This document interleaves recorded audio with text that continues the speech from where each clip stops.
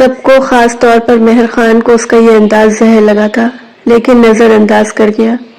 عزا جاؤ اچھے سے فریش ہو کر آؤ۔ اس نے اسے وہاں سے اٹھانا چاہا کیونکہ وہ اس کے بابا کی جگہ تھی جہاں صرف وہی بیٹھتے تھے۔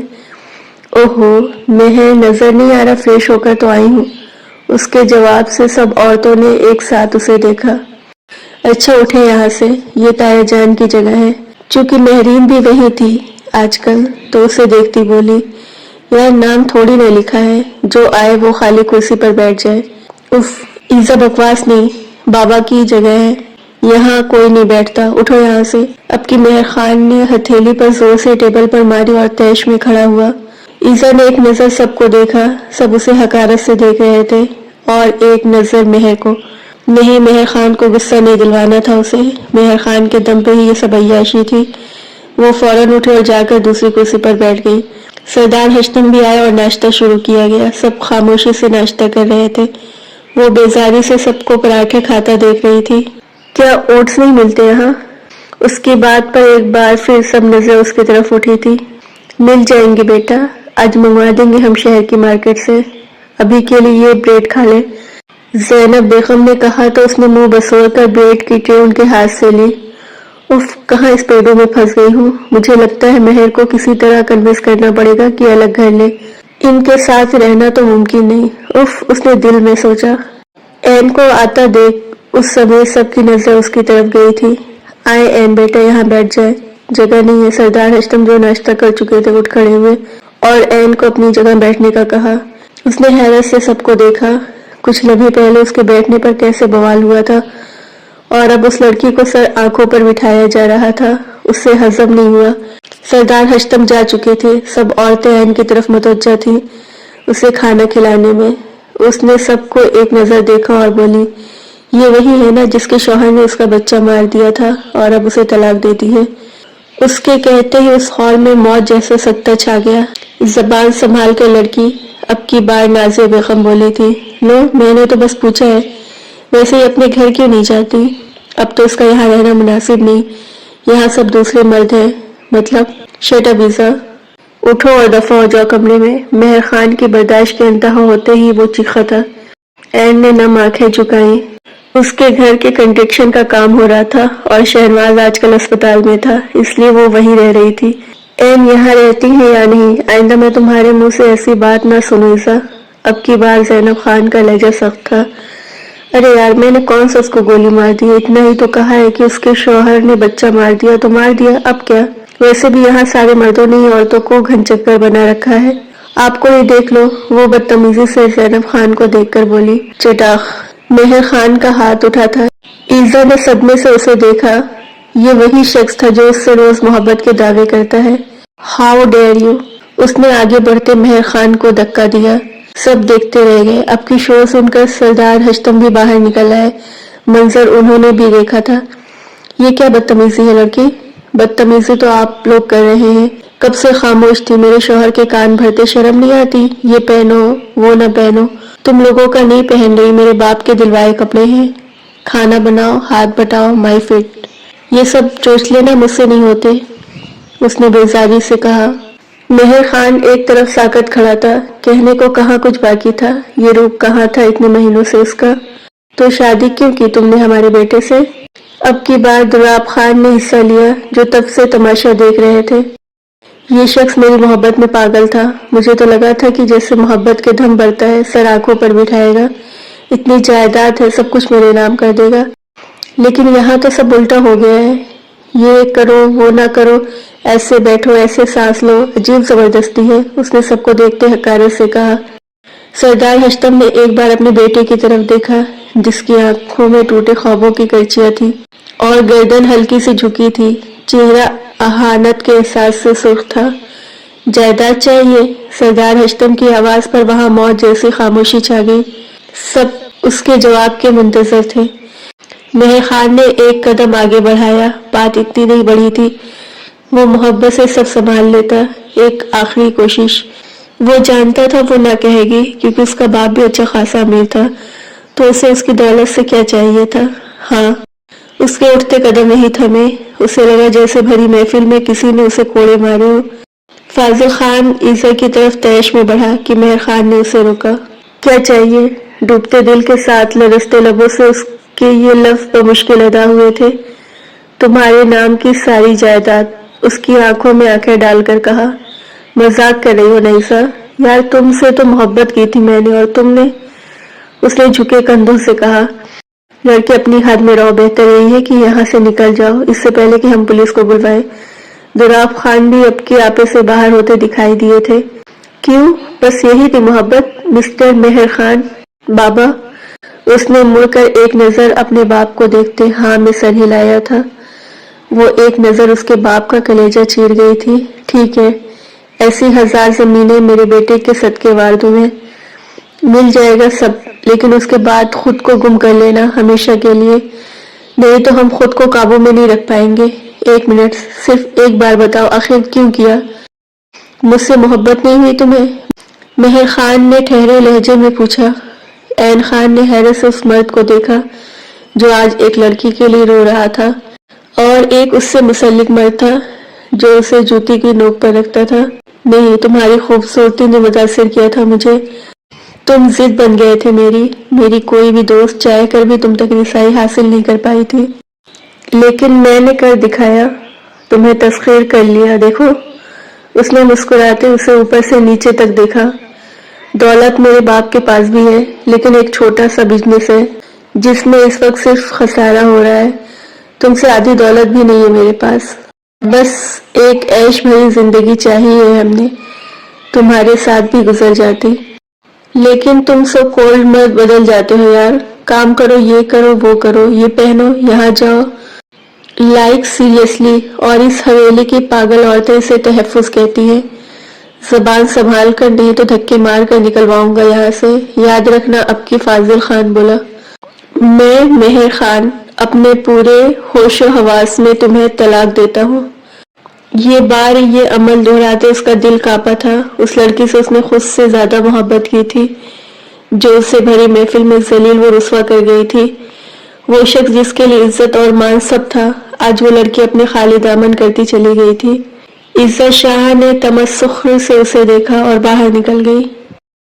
وہ سیڑھیاں پھلانگتا اپنے کمرے میں آیا اور زوردار جھٹکے سے دروازہ بند کیا۔ اس نے اپنے سر کے بالوں کو مٹھی میں دبوچا۔ میں ہی کیوں؟ فاضل خان اور باقی لوگ مسلسل دروازہ بجا رہے تھے لیکن ناکام رہے تھے۔ اس نے نہ دروازہ کھولنا تھا نہ کھولا۔ رات کے آخری پہر سردار ہشتم تھکے قدموں سے اس کے دروازے کو دوسری چابی سے کھولتے اندر داخل ہوئے اور اسے دیکھا جو صوفے کے ساتھ نیچے گرا پڑا تھا۔ وہ بھاگ کر اس کے پاس آئے، دروازہ بند کر کے اس کے پاس نیچے بیٹھتے اس کا سر اپنی گود میں رکھا۔ شیر اتنی جلدی ہار مان گیا؟ میں شیر نہیں رہا، اب مر گیا ہوں، دیکھ رہے ہیں آپ، دیکھ رہے ہیں، وہ چھوڑ گئی مجھے۔ اس نے سردار ہشتم کو دیکھتے کہا۔ لعنت ہے میری محبت پر کہ میں اسے بدل نہیں سکا، اس کے دل میں خود کے لیے محبت پیدا نہیں کر سکا۔ وہ مرد روتا اب خاموش ہو گیا تھا۔ سردار ہشتم نے اسے دیکھتے ایک آخری فیصلہ لیا تھا۔ کیا؟ وہ تو وقت ہی بتانے والا تھا۔ آج کے بعد اس لڑکی کا نام تمہارے منہ سے نہیں سنے مہر خان، انہوں نے سخت لہجے میں کہا۔ میں جانا چاہتا ہوں یہاں سے، وحشت ہوتی ہے مجھے یہاں، اس نے ارد گرد دیکھتے کہا۔ کہاں جاؤ گے؟ حقیقت کہیں بھی نہیں بدلے گی، اس کا سامنا کرو اور آگے بڑھو، زندگی پڑی ہے ابھی، نہیں بڑھنا مجھے اب آگے کبھی بھی۔ یہی ہے مہر خان، ایک ٹوٹا اور بکھرا ہوا شخص۔ یہ مہر خان میرا شیر نہیں ہے، سو گیا ہے وہ کہیں، ایک دن وہی مہر خان ہمارے سامنے ہوگا، یہ وعدہ ہے میرا آپ سے، انہوں نے اس کے سر پہ بوسہ دیتے کہا۔ اگلے چند روز شہر کی بہترین یونیورسٹی میں فاضل خان نے انٹرویو دیا تھا۔ زیرو ایکسپیرینس کی وجہ سے اسے جلد جاب ملنا مشکل تھا۔ آج اسے معلوم ہوا تھا کہ تھکن کسے کہتے ہیں۔ بچپن سے سب چیزیں بنی بنائی مل جاتی تھی، دولت کی کبھی کمی نہیں رہی تھی۔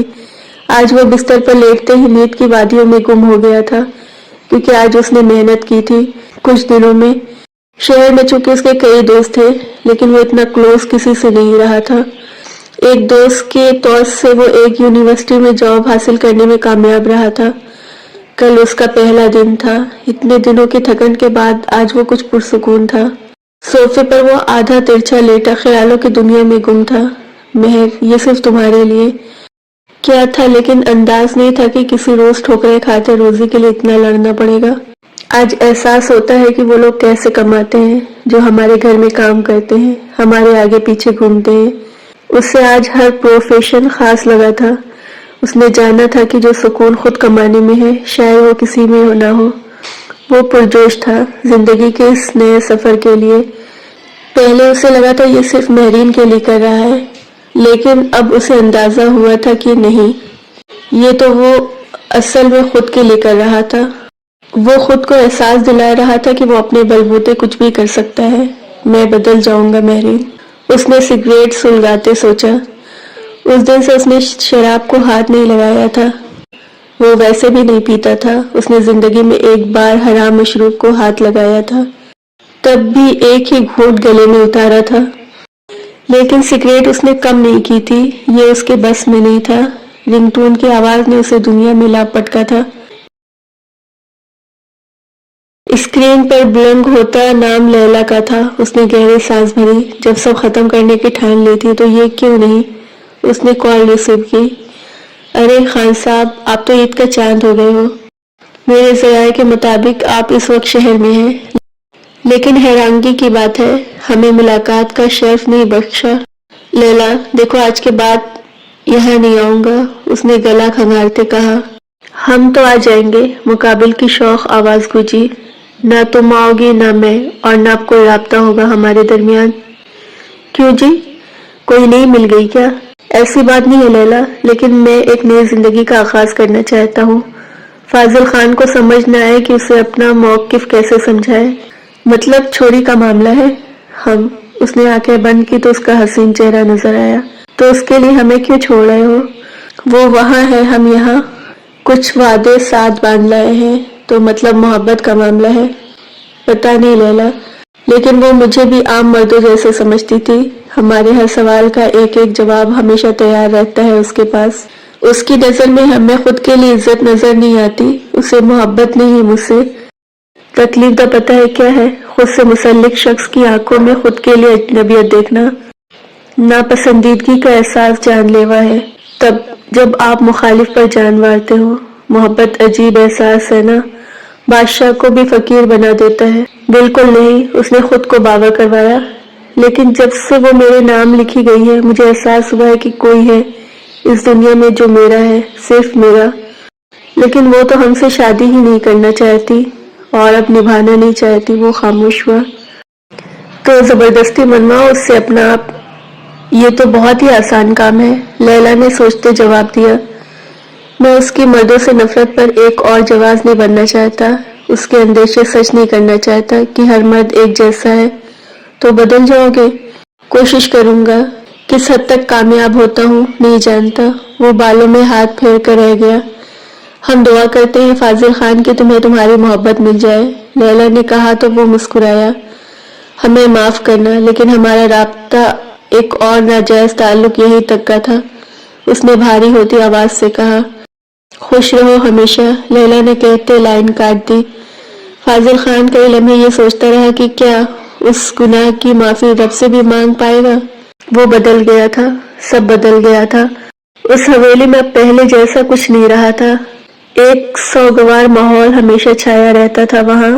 बाकियों की जिंदगी बेशक नॉर्मल सही, लेकिन दो लोग थे जिन्होंने किनारा कर लिया था सबसे, ऐन खान और मेहर खान ने। वो दो लहरें अपने साहिल से अलग होकर अपना वजूद खो चुकी थी, लेकिन नहीं जानते थे वो मिलकर एक अलग जहां बसाने वाले हैं।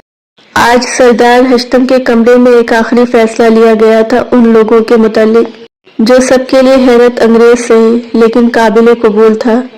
शायद यही वक्त का तकाजा था और यही किस्मतों में दर्ज था। तोड़ा मुझे कुछ यूं उसने कि जुड़ के भी मैं बिखर गया। रुलाया मुझे कुछ यूं उसने कि हंसी में फिर से रो दिया। तड़पाया मुझे कुछ यूं उसने कि तन्हाई में भी उलझ पड़ा। सताया मुझे कुछ यूं उसने कि अपनों को ही मैंने रुला दिया। ठुकराया मुझे कुछ यूं उसने कि मुझे अपने होने पर गुमा हुआ। छोड़ा मुझे कुछ यूं उसने कि मैंने खुद का साथ छोड़ दिया। छोड़ा मुझे कुछ यूं उसने कि मैंने खुद का साथ ही छोड़ दिया। ऐन खान सुनते ही उखड़ गई थी। एक बार फिर वो किसी के हाथ अपनी जिंदगी की डोर नहीं दे सकती थी, वो भी वो शख्स जो खुद लूटा था। दूसरी तरफ वो खामोश बैठा था, बिल्कुल खामोश, जैसे लफ्ज अब उसकी जबान से निकले तो वो बेमानी होंगे, क्योंकि सरदार हश्तम उसे अपनी कसम दे चुके थे। इस बात को महीनों गुजर चुके थे, लेकिन वो दो जानें आज भी वहीं खड़ी थी। उसको साथ जोड़ने का फैसला उन्होंने बहुत सोच समझ कर लिया था। वो एक साथ शायद अपने गम मिटा देते। बाबा, मुझसे नहीं हो पाएगा, ये नाइंसाफी है हम दोनों के लिए। उसने एक आखिरी कोशिश की थी। एक बार तुमने हमें मनाया था बरखुरदार, अब की बार हमारी मानो, बाप हूँ तुम्हारा। एक दिन तुम मुझे मुस्कुराकर शुक्रिया अदा करोगे, याद रखना। और फिर उसने हालात के साथ समझौता कर लिया था, लेकिन दूसरी तरफ वो थी कि फिर से बिखर गई थी। एक आखिरी बार मेरी बेटी, सरदार हश्तम ने उसे देखते कहा तो वो रो दी। मैं इतनी मजबूत नहीं हूँ ताया जान, मैं हार जाऊंगी। इस बार कोई नहीं हारेगा, ना वो ना आप, यकीन रखें। उन्होंने मान से उसका हाथ थामा तो वो भारे दिल के साथ सर हाँ में हिला गई, क्योंकि उसके बाप, उसकी माँ यही चाहते थे। उन दो लोगों ने एक दूसरे का हाथ थाम लिया था, एक डर और खौफ के साथ। जुमे के रोज सादगी से उन्हें निकाह के बंधन में बांध दिया गया था। सब सादगी से हुआ था। इस वक्त ऐन खान से ऐन मेहर खान बन गई थी। नया कमरा, नई जगह, सब नया था। वो उसके कमरे में बैठी उसके इंतजार में थी, जो कहीं दूर खड़ा आसमान को तक रहा था।